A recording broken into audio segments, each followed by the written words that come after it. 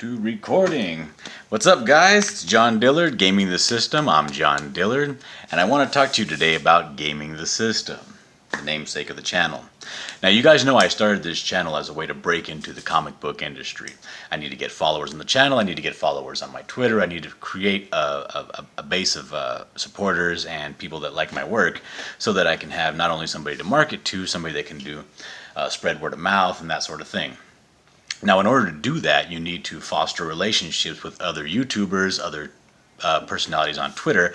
I just happen to be a part of the community Comicsgate because that's essentially how I got back into it. Was with Richard, Zach. So, and we share a lot of the same beliefs. So, because of that, there's a couple of people in Comicsgate. One of them is a guy named Mike S. Miller. He's a comic book artist, and he hosts a channel his channel is called Blacklisted Universe. And on his channel, he has a show, a segment every Tuesday, and that's called Drawn and Quartered.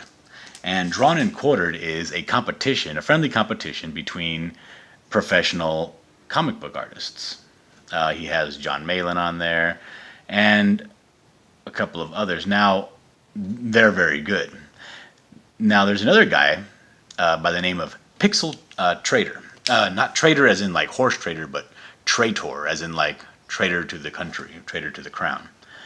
And he is a moderator over there on Mike's channel, and he is hosting a Drawn and Quartered fan edition for the fan artist. Oh, fan artist. Sounds like me, right? So I hear about this and I shoot a super chat over their way and I say, you know, what kind of a sham are you guys running here? What kind of a channel are you guys going to have without the #1 official Comicsgate fan artist, John Dillard? So through that, I was extended by Pixel Trader a offer to come onto the show. And I have no idea what to expect. And it was actually really fun. I didn't think it was really nerve-wracking to get. You guys know me. It was my very first live anything, and even interacting with other people. But it was really cool. It was fun. The guys were cool. They made me feel really welcome, and the drawings were super fun. Like once you get past the anxiety about it and the shakiness of the pen, I mean, once you get into the groove of it, it was really fun. We didn't have too much time. The other show ran long, so we only had about an hour and a half to do our thing. But nonetheless, it was really cool. And by chance, or happenstance, I ended up winning. I won the competition. So, you know, as you all know, I claim in my video that I'm the #1 Comicsgate fan artist, so now that's gonna go ahead and be confirmed. So until somebody else takes it from me. Now, if this looks stupid, it's supposed to look stupid. It's supposed to look really comic booky. So don't give me no garbage. But I enjoyed it a lot. I was doing a little victory lap on YouTube when I seen Mike Miller was having his Aloha Hour, and they were talking.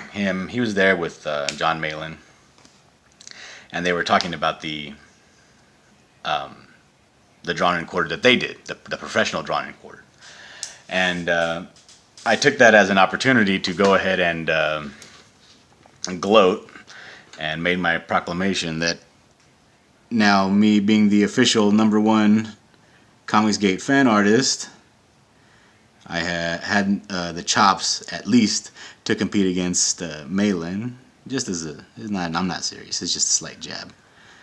But you know, they thought it was funny. And then later on in the program, even Malin, it was suggested that maybe on their professional show they should leave a spot open for a guest artist. Like I think Ethan Van Sciver came on that night and was acting a fool, and they were hoping to get him in there on the Drawn and Quartered. But John suggested, well, maybe you know the other show, the one that comes on right after ours, where the fans do the drawing. Maybe somebody that wins there can come over and compete with us. Now that idea was quickly shot down because they didn't want to hurt people's feelings. You know, people get sensitive about their stuff, and you can't really jab and take the piss out of an amateur artist anyway. It's also a lose-lose situation. I mean, if you're a professional artist and you beat a amateur fan, can you really gloat? And if you're a professional artist and an amateur fan gets more votes than you, what does that say? So it's a lose-lose situation. But that idea really sparked my interest. So I started pushing. I started sending super chats. And like I said, you guys, when you're trying to get into the comic book industry, it's impossible nowadays. So you have to be a little crafty. You have to be a little wily. So I started throwing in insults to Malin, telling him, this and that. And not as a mean-spirited anything, but just as kind of like if you guys are serious and you are willing to have one of the fan artists come on, I am super down to come on. Hell yeah, I will. That's going to give me a lot more exposure. And not only that, I think it'll be a ton of fun. Actually, like testing how you are against professional artists. So that's after a while, Mike said, "You know what? Yeah. So come on next week. You'll be on our show."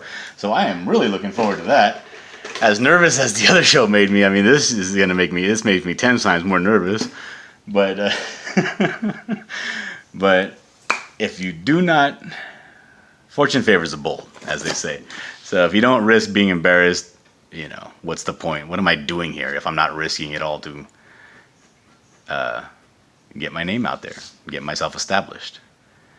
And doing the fan community drawn and quartered competition was a way to sort of firmly establish myself in this community. I've been in this community a long time. I think I started with Zach when he was, I think he had like 3,000 subscribers or something, some small number. I think now he's around 80. But